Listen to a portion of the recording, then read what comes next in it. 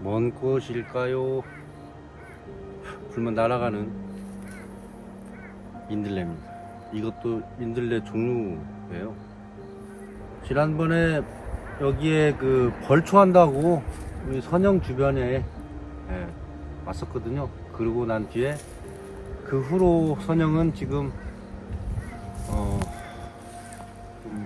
한 3주 정도 돼서 다시 찾아왔는데, 아이고, 풀들이 다시 파랗게 돋아나 있어요. 뭐 키가 건정하게 큰 건 없는데 어쨌든 3주 만에 다시 파랗게 돋아나는 풀들입니다. 그때는 그냥 말끔하게 깎았었거든요. 그러니까 아직 때가 다 겨울로 돌아오지는 않은 거죠.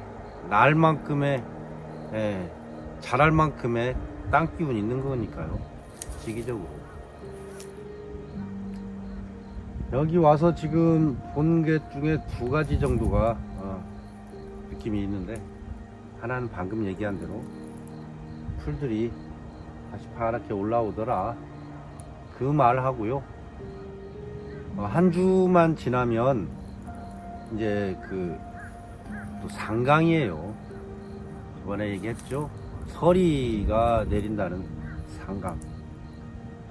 일주일만 있으면 상강이 되는 건데, 글쎄 양력으로 봤을 때는 좀 여유 있고 음력으로 봐서는 벌써 겨울인가 싶을 정도의 시기가 되었습니다.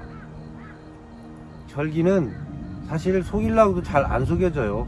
세상이 많이 변했다 하지만 절기는 거기에 거의 맞춤형이더라고요.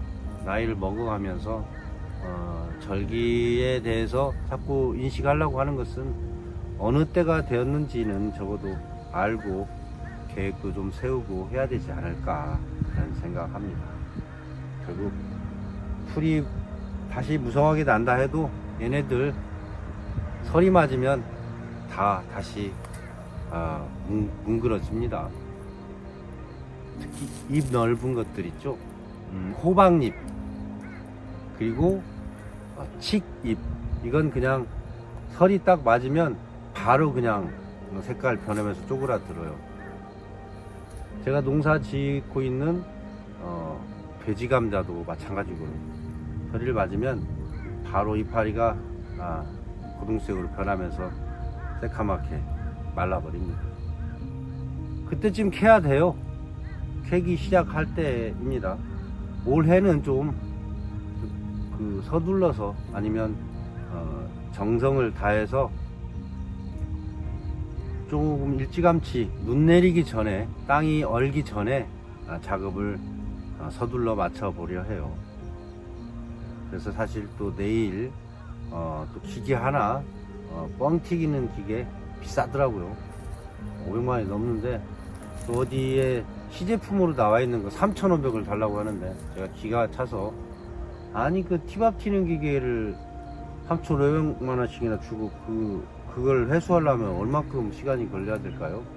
근데 그쪽 사람은 그렇게 해서 오픈해서 그 티밥 장사를 하는 사람들이 있는 모양이에요. 그래서 안 살라면 말을 하는 식이다. 뭐 더 이상 얘기를 못 해봤는데, 내일 그 친구랑 함께 멀리 대구까지 가서 한번 그 기계를 어떻게 하는 건가 한번 물어보고 의뢰를 해봐야 되겠다 하고, 지금 사실 늦었어요. 원래대로 하면 몇 개월 전에 해야 돼요. 왜냐하면 제작 기간이라는 게 있다고 합니다. 제작 기간을 고려했을 때는 전에 했어야 되는데, 또 사람이 그렇잖아요. 딱 닥쳐가지고 서둘러 보는 그런 재는 맛, 조이는 맛이 있잖아요. 그렇고요. 금방 올라오면서 지난 봄에 선영이 하나가 한 축이 무너져가지고 빈소 하나가 막 이렇게 뭉개졌어요. 아마 멧돼지가 판 것이 아닐까. 왜냐면 상당히 뭉개져 있기 때문에.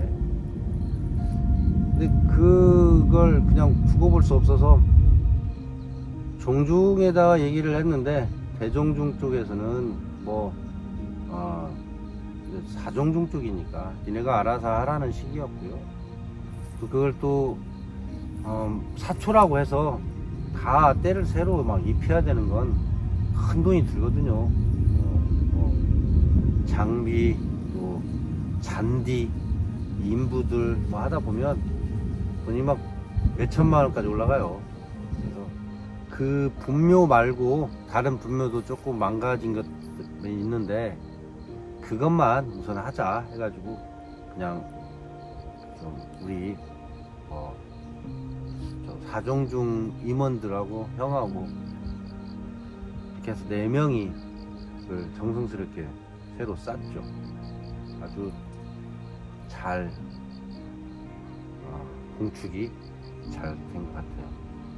그 비전문가들 한 것 치고는 아주 예쁘게 잘 됐는데, 그걸 확인하면서 지금 보니까는 이거 비행기 지난번 그 벌초 할 때는 세심히 못 봤는데 오늘 보니까는 이제 어떤 상태가 잘 보여요. 비문이 있어서 비문을 쭉 읽어봤는데, 거기에 이름들이 제가 아는 이름이 3분의 2 정도 새겨져 있어요.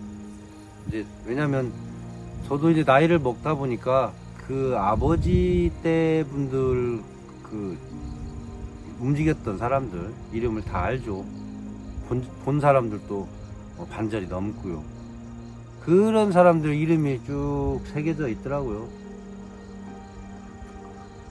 자가 있고 손이 있고 이렇게 다 손까지 새겨져 있는데, 그 손에는 뭐 제 이름 없고요. 큰형, 제 큰형 이름이 새겨져 있었어요. 근데 그분마저 얼마 전에 유명을 달리하셨으니까 그 묘비 뒤쪽에 이름들 새기잖아요. 거기에 이름들이 한 30명 정도 새겨져 있는데, 그때 당시만 해도 그 사람들이 다 살아 있었기 때문에 새겼거든요. 이게 불과 30년, 20년은 넘고 30년 전 정도 얘기인데, 확실히 한 세대가 흘렀네요. 거기에 새겨져 있는 사람들 한 명도 세상에 살고 있는 사람은 없습니다. 그렇게요.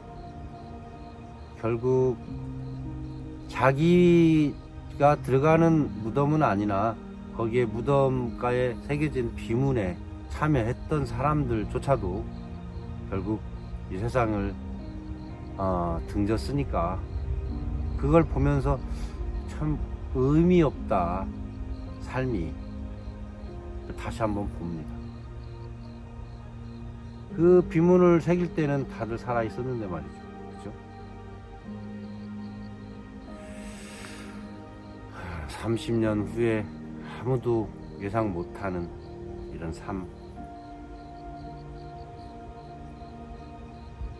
천년 만년 살 것 같이 우리가 꾸미고 계획하고 집 전원주택 진다 하는 게 꿈이고, 땅을 사는 게 꿈이고, 텃밭 가꾸는 게 꿈이고, 은퇴 후에 이런 계획들 세우는데, 그걸 실행하는 용기도 가상하지만 실행했다 할지라도 결국 그것의 유효기간은 3년에서 5년이라는 거.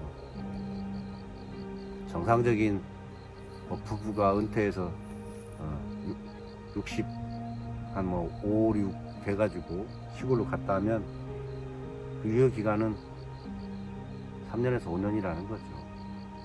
욕심 부리지 말라는 거예요. 그러니까 가지 말라는 얘기가 아니고 좀 적절하게 나눌 수 있고 그 인생 시기를 분배할 수 있어야 된다.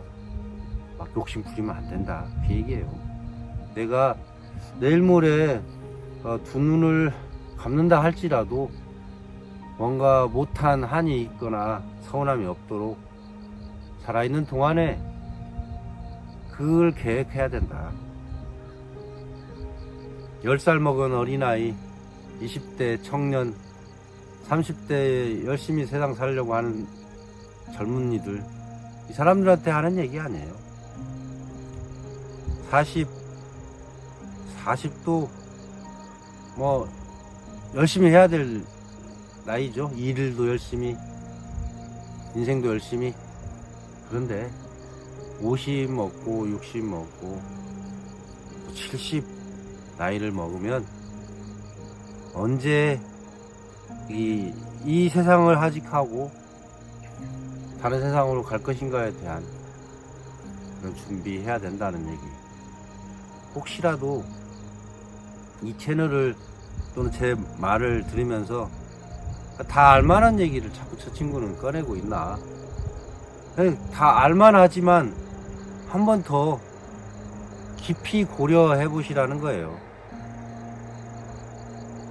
돈을 쓸 때이든 마음을 쓸 때이든 누군가를 미워하거나 아니면 보람 있는 일을 하려고 하든 여러 가지의 모든 문제에 대해서 한 번 더 그 의미에 대해서